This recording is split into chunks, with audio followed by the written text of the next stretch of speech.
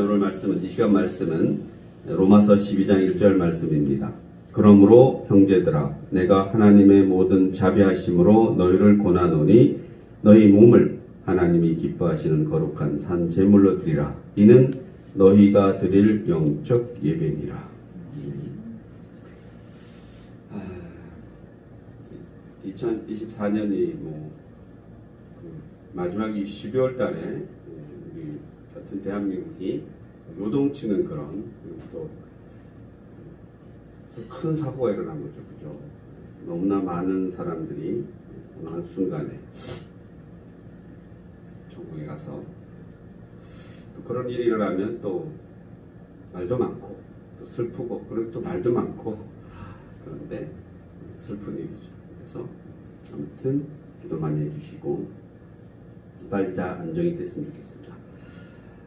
오늘 말씀은 잘 아시다시피 그러므로 형제들아, 내가 하나님의 모든 자비하심으로 너희를 권하노니 너희 몸을 하나님이 기뻐하시는 거룩한 산 제물로 드리라. 주로 제가 평소에는 거룩한 산 제물이라는데 이제 좀 많이 초점을 맞췄는데, 오늘은 똑같은 말씀이지만 영적 예배라는데 좀 초점을 맞춰보겠습니다.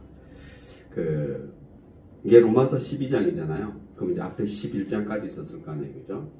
아마 1장부터 11장까지는 주로 이제 믿음을 시작하는 사람들, 또 아직 믿음이 없는 사람들, 그런 사람들에게 이제 믿음을 전하는 거죠. 전하고 그들이 예수를 믿으면, 그들이 예수를 믿고 구원받았다라면, 이렇게 이제 앞에가 정리가 되는 거예요. 1장부터 11장까지는 여러 얘기가 있지만 예수님을 믿고 구원받는 것은 오로지 누구의 고난이다? 예수님의 고난이다. 그렇죠? 예수님의. 그래서 우리 기독교는 외부적 은총, 그러니까 우리가 어떤 구원을 받거나 자유함을 얻는데 우리 스스로가 뭔가를 해서는 될 수가 없다. 오로지 외부에서 하나님이 우리를 온전하게 해주셔야지만 된다. 그래서 우리는 외부적 은총이라고 그러죠.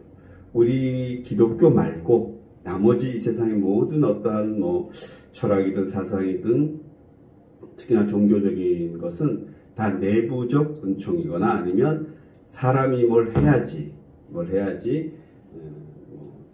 심청이가 욕할라나? 아무튼 제가 늘 예를 많이 드는 공양미 300석이 있어야지 아버지의 눈을 띄울 수 있는 그런 거죠. 간단하게 예를 들면. 그러나 기독교의 은총은 그것이 아니라 공양미 300석이 없을지라도 하나님이 원하시면 늘 신봉사의 눈을 띄워질 수 있는 것이죠. 딸이 바닷물에 뛰어들지 않아도 신봉사의 눈은 띄워질 수 있죠. 그죠? 예수님께서 그렇게 눈먼 사람을 눈을 띄워줄 때 너 공양미 300석 갖고 와라, 그렇게 안 하시죠. 그죠? 그냥 너의 눈이 밝아질지어라. 그래서 흙을 막 침 뱉어가지고 흙을 막 눈에 묻히고 떨어져요. 그죠? 그래서 그건 아무 대가가 없다라는 겁니다. 그게 이제 로마서 1장 1절부터 11장까지 얘기해요. 그렇게 해서 그러므로 다 전체 앞에 이런 일들이 있었으므로 너희가 구원을 받고 자유하게 됐다면 어떻게 살아야 되느냐? 이제 삶에 대해서 얘기하는 거예요. 구원받은 사람들. 그러니까 이제 여기서부터는 크리스찬에게 얘기하는 거예요. 크리스찬이 됐다라면, 주님을 믿고 구원받은 사람이 됐다라면 그냥 공짜로 받았잖아요. 그죠? 그러니까 너희가 구원받는 동안에는 너희가 뭐 할 일이 있다 없다? 없다. 혹시 너희가 구원받았다고 생각한다라면 그것은 오로지 누구의 은혜다? 하나님의 은혜다. 조건이 있다 없다? 없다. 지금도 마찬가지예요. 구원을 받는 데는 아무 조건이 없으세요. 그죠? 그러나 그렇게 구원받았다라면 너희가 어떻게 살아야 되는지는 이제 방향을 제시해 줘야 될 거 아니에요. 그죠? 성경이 다 이렇게 돼 있어요. 다 갈라디아서에도 이렇게 돼 있어요. 앞부분에는 구원을 받는 데는 아무 조건이 없다. 그러나 구원받은 사람은 내 형제의 집을 서로 나누지라. 이런 얘기가 나오는 거예요. 그죠? 그래서 보면은 바로 1절을 세 부분으로 나누는데, 첫 번째 부분은 그러므로는 앞에 전체를 받는 거죠. 그죠? 전체를 받아서 구원은 하나님의 능력이며 율법이나 우리의 행위로 구원받은 것이 아니라 오로지 의롭게 되는 것은 하나님의 능력으로 된 것이다 라는 얘기고, 당신이 만약 하나님과의 관계를 회복하고 구원받은 자로서 섰다라면, 예수 믿는 사람이 돼서 예수님의 제자가 됐다라면 이렇게 살아라, 이렇게 얘기하는 거죠. 그리고 또 하나님은 이방인만 구원하시는 것이 아니고 모든 인류를 이렇게 값없이 구원한다, 안 한다? 한다. 야, 유대인은 너네 유대인이니까 더 빨리 구원해 줄게. 아니면은 뭐 더 정말 너희는 값없이 구원해 주고 이방인에게 돈 좀 받을게. 이렇게 하나님이 하시지 않는다라는 얘기죠. 그죠? 그래서 모든 인류를 향한 하나님의 구원은 오로지 뭐가? 예수님의 그 놀라운 역사를, 놀라운 사역을, 예수님의 사역인 거예요. 그죠? 물론 하나님이 성부 하나님 계획해 놓으시지만 그것을 이 땅에 예수라는 인간의 모습으로 와서 그 구약에서 약속한 말씀을 그대로 다 이루는 사람은 누구밖에 없는 거예요. 예수님밖에 없는 겁니다. 그 예수님의 사역을 통해서 그 예수님의 그 인류를 구원하기 위해서 그 일련의 사건들, 특히나 마지막에는 십자가에 달리시고 창에 찔리시고 물과 피를 다 쏟으시고 그리고 죽으시고 3일 만에 성령님의 놀라운 도움을 역사를 통해서 부활하시고 승천하시고 다시 오실 것을 약속하시고 다시 오심을 우리는 믿잖아요. 그죠? 그 믿음을 우리에게 주시고 가신 그 사건들, 다시 오실 것까지죠. 그죠? 다시 오실 그 재림의 예수님까지 그 모든 것을 믿어서 우리가 영생에 이르는 거잖아요. 부활이 없으면 우리는 자신이 없잖아요. 그죠? 예수님이 부활하셔서 40일 동안 부활의 모습을 보여주셨기 때문에 우리도 그러한 부활의 육체를 가지시고 우리의 몸이 비록 지금은 고달프고 아프고 힘들지라도 나중 그날에 우리가 부활의 몸을 받는다라면 어떻게 예수님처럼 시공간을 지배하시고 시간과 공간을 지배하시고 또 뭐예요? 그러나 또 육체를 가졌으니까 예수님이 먹기도 하시고 마시기도 하시고 그리고 또 사람들에게 알려지게 보이게도 하시고 모르게도 하시고 음성도 알게도 하시고 모르게도 하시고 뭐 이런 게 어떤 우리의 부활체인 것 같아요. 예수님의 부활한 모습인 것 같아요. 그러한 모습은 예수님이 이 땅에 다시 재림하시면은 다시 오시면은 우리도 그러한 모습으로 된다 안 된다? 된다라고 제가 본 성경은 동일하게 얘기하고 있어요. 마치 끝에 가면 요한계시록을 통해서 보면은 공중에서 우리가 예수님을 만난다라는 거죠. 예수님 재림하시고 하늘에서 내려오시면 우리는 들림을 통해서 만난다 그랬으니까 이 몸은 아닐 거라고 생각해요. 그럼 어떤 몸이냐? 바로 부활하신 예수님의 몸과 같은 몸이 우리가 된다라는 거죠. 그죠? 아무튼 그런 역사가 일어난다라는 거다. 그래서 이제 우리가 어떻게 살아야 되느냐? 이렇게 예수 믿고 부활했다라면은 사도 바울이 이제 권하는 거예요. 너희가 어떻게 살았냐? 거룩한 산 뭐가 되라? 제물이 되라. 중요한 거죠. 그럼 여기서 산 제물이 되라고 얘기하는 것은 구원받은 사람의 그 삶이라는 것은 뭐냐면 우리 몸을 하나님이 기뻐하시는 제물로, 그러니까 어떤 그 제사를 드리는 데는 제물 없는 제사는 없죠, 그죠? 이제 여기서 이제 우리 아무튼 그 우리 구약의 그 제사 제도를 그대로 본다라면 그냥 드리는 건 없잖아요, 그죠? 제물을 드리는데 그 제물을 누가 된 거예요? 예수님이 되신 거잖아요, 그죠? 예수님이 그러한 그 흔히 말하는 그런 제물이 됐기 때문에 우리는 어떻게 우리의 삶을 그렇게 드리라는 거죠. 예수님은 죽어서 동물처럼 제물을 드린 거잖아요, 그죠? 대속 제물을 드려진 거잖아요. 마치 양처럼 보라, 세상 죄를 지고 가는 어린 양을 보라. 그리고 그 어린 양이 뭐예요? 십자가에 달려서 제물이 됐잖아요, 그죠? 자, 예수님은 그런 제물이 돼 주신 것이고 우리는 그런 제물이 될 필요가 있다 없다? 없다. 그럼 어떻게? 너희 삶을 거룩한 산 제사로 드려라. 그러면 이제 우리가 우리의 삶을 거룩한 산 제사로 드려야 되는데 어떻게 하는 것이 거룩한 산 제사냐? 그 답이 이거예요. 어떻게 하는 것이다? 너희 몸을 거룩한 산 제사로 드릴 제물로 드리라. 이는 너희가 드릴 뭐다? 영적 예배다라고 얘기했습니다. 그러면 영적 예배가 뭔지를 알아야 될 거 아니에요, 그죠? 예수님이 제물을 드린 건 뭐예요? 영적 예배는 또 될 수 있지만 물질적인 제물이잖아요, 그죠? 어린 양처럼 몸을 드린 거니까 그건 이제 우리가 드릴 필요가 없다. 예수님 드려줬으니까 다시 그렇게 우리는 뭘 바치거나 이럴 필요는 없다. 그러나 너희 몸을 제물로 드리긴 드리는데 거룩한 산제물로 드리는 것이 영적 예배다. 그럼 영적 예배가 뭐냐? 그냥 이렇게 생각하면 될 것 같아요. 자, 뭔가 설명할 수 없지만 예수님이 세례 요한으로부터 물 세례를 받을 때 성령이 예수님에게 임했대잖아요. 그죠? 물세례는 우리가 눈으로 보이잖아요. 그죠? 이렇게 하고 또 우리의 마음도 고백하잖아요. 또 말로도 고백하고 세례 받을 때 고백하잖아요. 물어보잖아요. 그죠? 또 믿느냐 이렇게 물어보고 그러면 또 세례 주는 사람이 성부와 성자의 성령 이름으로 내가 너에게 세례를 준다. 뭐 이런 형식이 보이잖아요. 그죠? 그러나 성령이 비둘기가 아니에요. 그죠?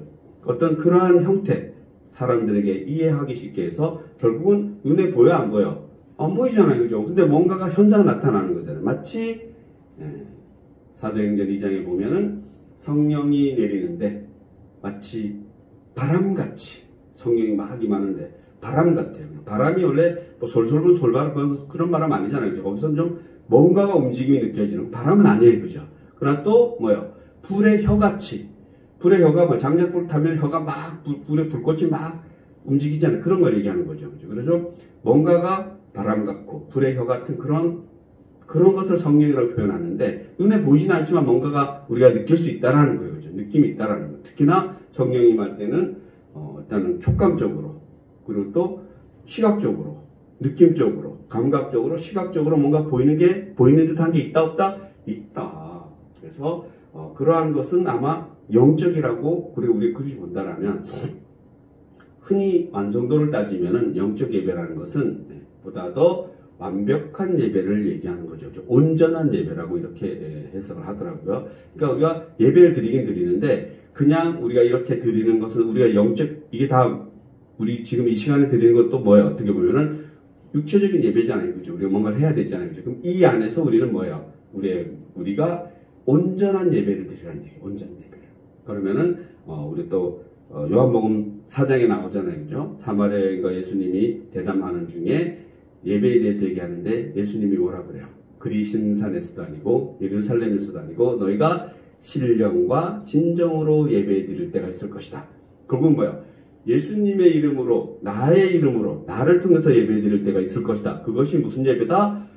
영적 예배, 온전한 예배를 드릴 수 있을 것이다. 너희들이 지금까지는 어떤 성전을 통해서 그런 형식적인 예배를 드렸다면 그러나 앞으로는 그런 형식적인 예배가 아니고 온전한 예배, 신령과 진정으로 결국 뭐예요? 성령님을 통해서 뭔가를 드리는 게 온전한 예배다라고 얘기하는 것 같아요. 마찬가지로 영적 예배인데 우리가 거룩한 산 제물을 드려야 되면 다시 또 우리 뭘로 돌아가야 돼요? 그러면 어쩌면 또 우리는 다시 뭔가를 드리고 바치고 뭔가를 해야 되는 것도 같지만 그러함 속에 뭐가 있어야 된다는 이 시간에 우리가 이렇게 몸으로 예배를 드리고 찬양 찬송하는데 이건 어떻게 보면 또 물질적인 예배잖아요. 그죠? 그러나 이러한 속에서 뭐가 있어야 돼요? 신령과 진정으로 예배를 드려야 되는데 이것이 뭐다? 영적 예배다. 온전한 예배다. 불완전한 예배가 아니고 이제는 예수님께서 우리를 온전하게 해주셨기 때문에 우리는 그러한 온전한 예배를 찾아가야 된다라고 이야기하고 있다라는 겁니다. 그래서 이렇게 말씀드릴 순간 지금 몇 시냐면은 58분이에요. 2024년이 이제 1분 몇 초가 남아있잖아요. 그죠? 그래서 저는 성경 중에서 아마 송구영신 예배 특히나 한 해를 보내면서 한 해를 맞으면서 여러 성경 말씀 중에 중요한 말씀들이 많겠지만 저는 늘 이 말씀이 가장 좋았던 것 같아요. 왜냐하면 1년 동안 제가 예수를 알았으니까 또 다른 사람도 예수를 알았더라면 지금 우리는 예수가 제자가 됐다라면 올해 열심히 우리가 어떻게 살았는지 한번 돌아보고 정말 내가 나의 몸을 거룩한 산 제물로 하나님께 드렸나? 예수님께 드렸나? 예수님의 이름으로 내가 이 세상을 살았나? 적어도 뭘 드리고 이렇게 하면 우리가 좀 약간 이렇게 곤란할 수 있죠, 생각이. 그러나 내가 예수님의 이름으로 살았나? 내가 늘 성령님과 함께 동행하면서 살려고 했었나? 성령님이 내 안에 있다는 걸 늘 느끼면서 살려고 애썼나? 뭐 그런 정도 기준으로 본다라면 그러면 그것이 저는 영적 예배라고 생각해요. 왜? 예수님과 함께, 즉 성령님과 함께 하는 것 외에 더 온전한 예배가 있을까요? 저는 잘 모르겠어요. 그래서 우리가 뭔가를 어쨌든 이 세상에 뭘 해야 되잖아요. 그죠? 걸어 다녀야지 가고 먹어야 되고 어디 가야 되고 만나야 되고 이 세상 삶을 사는 건 다 뭐예요? 그게 다 이 세상이잖아요. 이 세상 말 그대로 이 세상을 살아가야 되니까. 그러나 이 세상 속에서 온전한 예배를 드려요. 거룩한 산 제물로 드리는 것이 영적 예배라는 거죠. 온전한 예배는 그러면 성령님과 함께 있는 것이 온전한 것이지 그거 외에 뭐가 더 있나요? 저는 아닌 것 같아요. 그래서 어디를 가든지 뭘 하든지 영적 예배를 드린다는 것은 온전한 예배, 심지어 예수님께서 성령 세례를 받으시고 물 세례를 받으시고 무엇을 하시냐면은 공생애가 시작됐을 때 성령의 손에 이끌려서 시험 받으러 가잖아요. 시험 받으러 가더라도 사탄에게 시험 받으러 가는 그 순간에도 예수님은 뭐예요? 성령의 손에 이끌려서 간다는 얘기죠.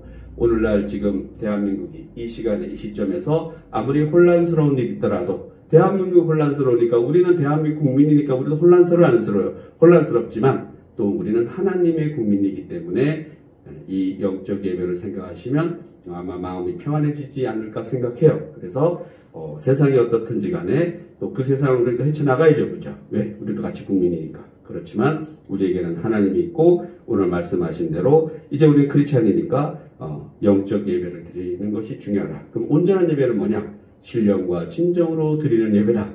그러면 신령과 진정으로 드리는 예배는 뭐냐? 성령님과 함께하는 예배다라고 생각합니다. 현재 2025년이 됐습니다. 여러분 축하합니다. 24년 잘 보내시고 2025년이 됐습니다. 그래서 올해도 여러분 정말 이런 영적 예배를 드리는 그런 저희들이 됐으면 좋겠습니다. 기도하시겠습니다. 하나님 너무나 감사합니다. 오늘 말씀처럼 다시 한번 제가 말씀을 보면 그러므로 형제들아 내가 하나님의 모든 자비하심으로 너희를 고나노니 너희 몸을 하나님이 기뻐하시는 거룩한 산 제물로 드리라. 이는 너희가 드릴 영적 예배니라. 저희는 크리스찬이므로 예수님의 제자이므로 올해 2025년도 우리들의 삶이 영적 예배, 신령과 진정으로 살아가는 예배, 성령님의 이끌림을 받아서 살아가는 예배, 예수님도 성령님의 손에 이끌려서 사탄의 시험을 받았듯이 이 세상을 살았듯이 저희들도 예수님처럼 성령님의 손에 이끌려서 특히나 예수 영의 손에 이끌려서 2025년도 살게 하시옵소서. 감사드리며 예수님의 이름으로 기도드립니다.